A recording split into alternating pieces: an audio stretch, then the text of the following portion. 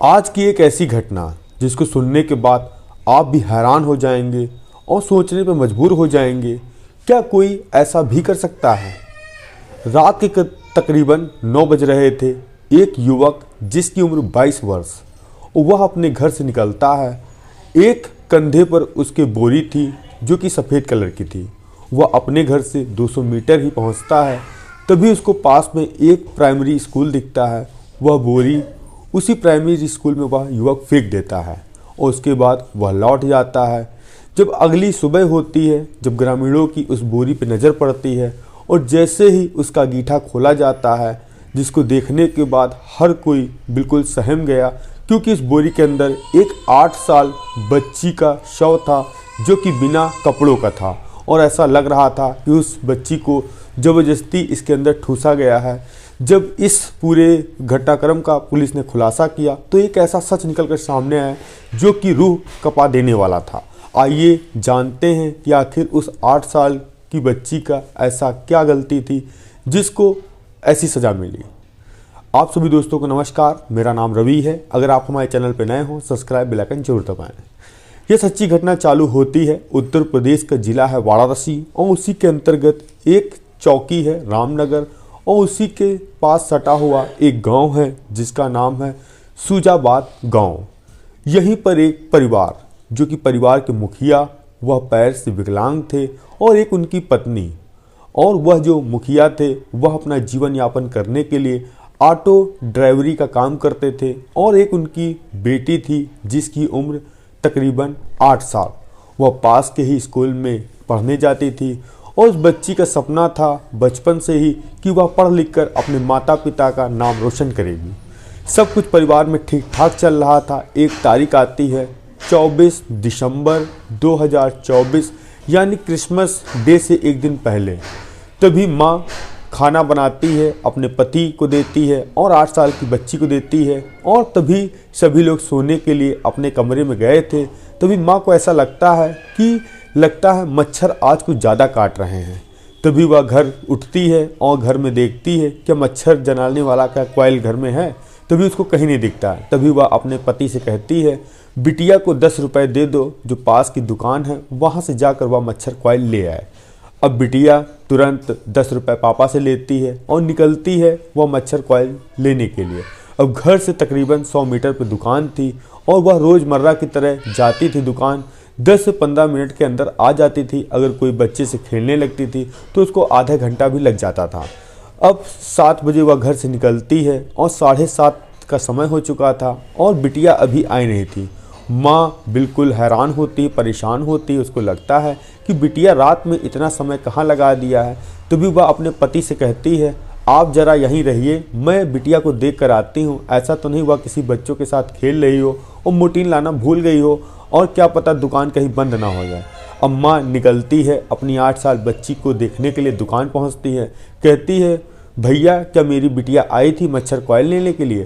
तभी दुकानदार कहता है, वह तो आए हुए उसको 10 मिनट हो गए हैं और वह तुरंत लेकर चली गई, क्या अभी घर नहीं पहुंची क्या? तभी माँ कहती है, घर नहीं आई है। तभी दुकानदार कहता है, जाकर आगे देख लो, किसी बच्चों के साथ कहीं खेल तो नहीं रही है। अब माँ पूरे गांव में चक्कर काटती है, अपनी बेटी का आवाज़ लगाती है, मगर उसकी बेटी कहीं पर नहीं थी और ना ही उसको पता चलता है। अब धीरे धीरे यह बात पूरे गांव में फैलती है कि 8 साल की बच्ची जो कि घर से दुकान गई थी मच्छर कॉइल लेने के लिए, वह घर अभी तक नहीं पहुंची। अब हर तरफ हड़कंप मच जाता है और उस बेटी को ढूंढने के लिए हर ग्रामीण प्रयास करता है, मगर वह बेटी कहीं नहीं मिलती है। अब यह बात दिव्यांग पिता को पता चलती, वह भी परेशान हो जाते हैं। तभी अपनी पत्नी से कहते हैं और गांव वाले की मदद से पहुंचते हैं जो वहां का थाना था रामनगर चौकी। वहां पर अपनी बेटी की मिसिंग कंप्लेंट दर्ज कराने के लिए। तभी पुलिस वाले कहते हैं कि आज रात आप लोग और ढूंढ लीजिए, अगर सुबह तक नहीं मिलती है तो हम लोग गुमशुदगी की रिपोर्ट दर्ज करेंगे और उसकी तलाशी करने की कोशिश करेंगे। अब माता पिता वहाँ से थक हार के घर चले आते हैं, मगर उनको नींद भी नहीं आती है। वह बैठे आशा यही लगा रहे थे कि बेटी आखिर कहाँ चली गई है, ऐसा तो नहीं कोई उसको बहला फुसला कर लेकर चला गया है।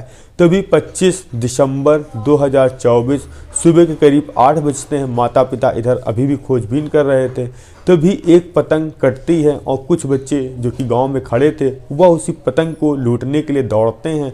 वह पतंग आकर प्राथमिक विद्यालय में आकर गिरती है, और क्योंकि आज के दिन वह विद्यालय बंद था, तभी जो उसकी दीवार थी जो कि 5 फीट थी, बच्चे चढ़ते हैं और उसके अंदर जाते हैं, देखते हैं कि एक बोरी, और उसमें ऐसा लग रहा है खून उससे रिस रहा है।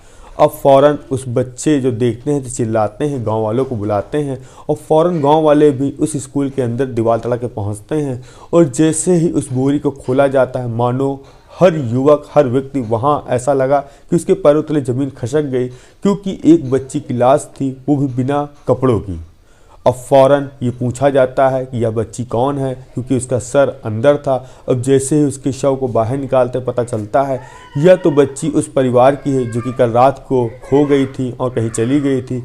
अब सबके जहन में एक ही सवाल था, आखिर 8 साल की बच्ची के साथ इतना बड़ा कांड किसने और क्यों किया। अब फ़ौरन जब माता पिता को यह पता चलता है कि बेटी की लाश सरकारी स्कूल में मिली है, वो भी फ़ौरन पहुंचते हैं, दहाड़े मार कर रोने लगते हैं। और तभी ग्रामीण जो रामनगर चौकी में फ़ोन करते हैं, पुलिस वालों को इस घटना की जानकारी देते हैं, और फ़ौरन पुलिस भी आनन फानन में उस विद्यालय पहुंचती है। उस डेड बॉडी को लेकर पोस्टमार्टम के लिए भेजा जाता है। और जो वो माँ कह रही थी कि अगर साहब कल हम लोग रात में आए थे आपके पास बेटी को खोजने के लिए, कहने के लिए, अगर कल आप लोग शक्ति दिखाते तो बेटी आज हमारी मरी ना होती, जिंदा होती। और यह जो हाल मेरी बेटी का हुआ है, यह सब आपके लिए हुआ है। अगर आप लोग पहले शक्ति दिखाते तो वह दोषी पकड़ा जाता, अपराधी, और मेरी बच्ची सुरक्षित होगी।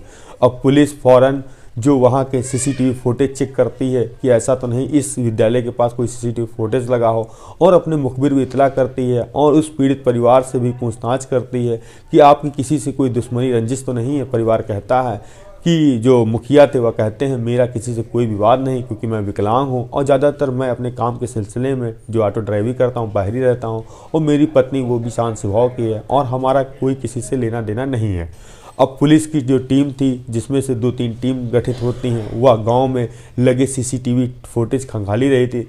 तभी एक सीसीटीवी फुटेज जो कि दुकान की तरफ का था, जहां बच्ची मोटीन लेने गई थी, तभी दिखता है वह 7:15 पर उसी दुकान जाते, दुकान से लेकर आती है, और तभी एक युवक उसको पकड़ लेता है।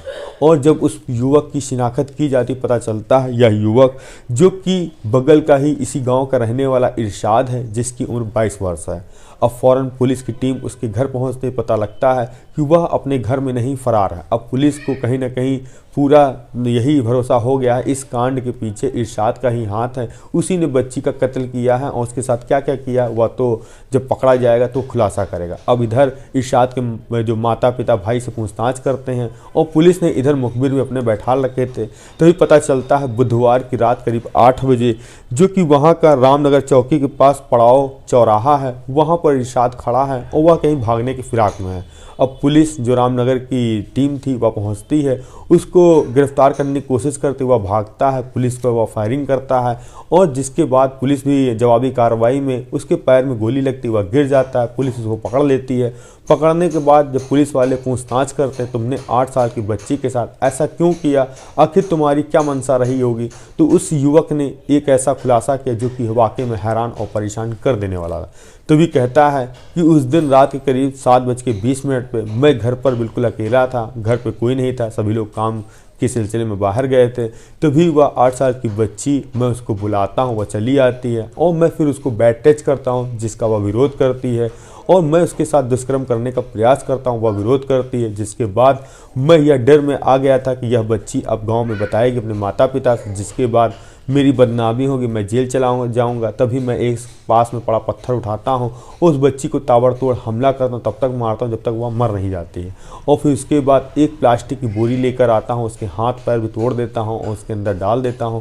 अब मुझे कहीं ना कहीं ये लग रहा था कि बच्ची की लाश को अगर कहीं पर दूर डाल देंगे जिससे मैं पकड़ा भी नहीं जाऊँगा।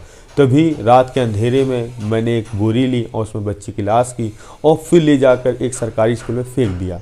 अब पुलिस ने जैसे यह बात सुनी, वह भी बिल्कुल हैरान हो गई कि आखिर एक 8 साल की बच्ची के लिए 22 साल के युवक ने दुष्कर्म का एक मन बनाया, और जिसके लिए उसने एक बच्ची का कत्ल कर दिया।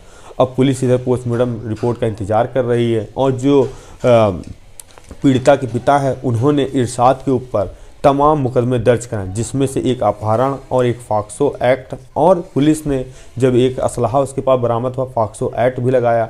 अब वह ज़िंदगी भर सलाखों के पीछे रहेगा। और यहाँ तक मेरी उम्मीद है ऐसे दोषियों को कम से कम फांसी की सज़ा होनी चाहिए, जो कोई व्यक्ति भी इस ऐसी घटना को अंजाम दे वह एक बार कम से कम सोचे तो कितना भयानक सज़ा मिलती है। आपका कुछ भी सुझाव हो तो कमेंट के माध्यम से जरूर दे सकते हैं। मिलते हैं नई कहानी नई शुरुआत के साथ। जय हिंद, जय भारत।